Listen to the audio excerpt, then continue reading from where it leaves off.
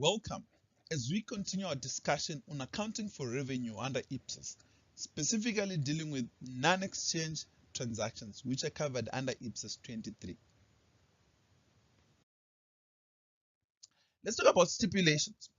Stipulations occur when assets are transferred with the expectation or understanding that they'll be used in a particular way.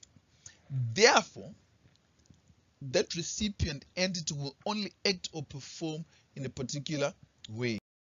Now, so when you talk about stipulations, there are restrictions and there are conditions. And I'll just deal with the difference between the two.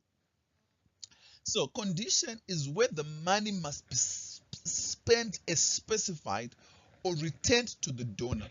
In other words, there is a performance obligation. The recipient incurs a present obligation to transfer future economic benefits or service potential to third parties when it gains control of the asset.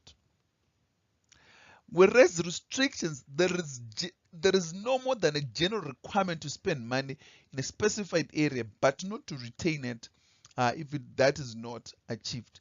So there is no present obligation to transfer economic benefits to third parties.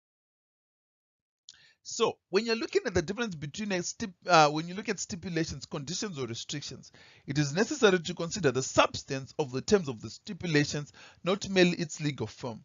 The entity is required to consider whether the requirement to retain the asset to future economic benefits is enforceable or would be enforced by the transferor.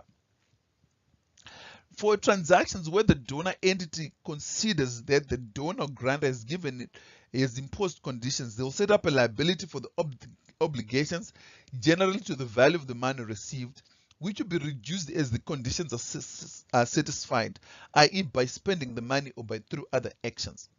There is no such requirements for grants with restrictions, and revenue is recognized immediately.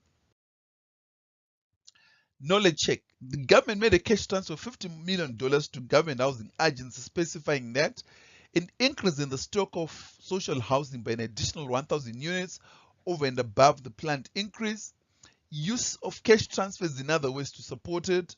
If neither of those objectives are satisfied, the recipient must return the cash to the government. Is this a condition or is this a restriction? That is the question. Now, the government social housing entity recognizes an increase in assets, cash, and revenue to the amount of 50 million. The stipulations in the transfer agreement are stated so broadly so as not to impose on the recipient any performance obligation. The performance obligation is imposed by the operating mandate of the entity and not in terms of the transfer.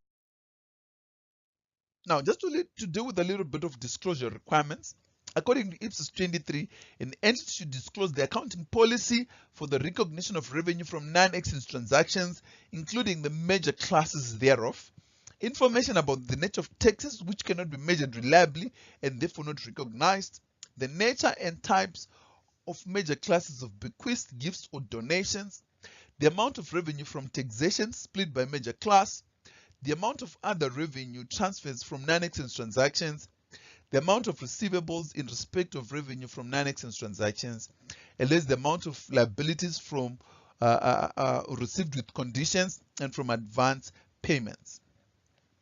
Thank you very much for watching this video.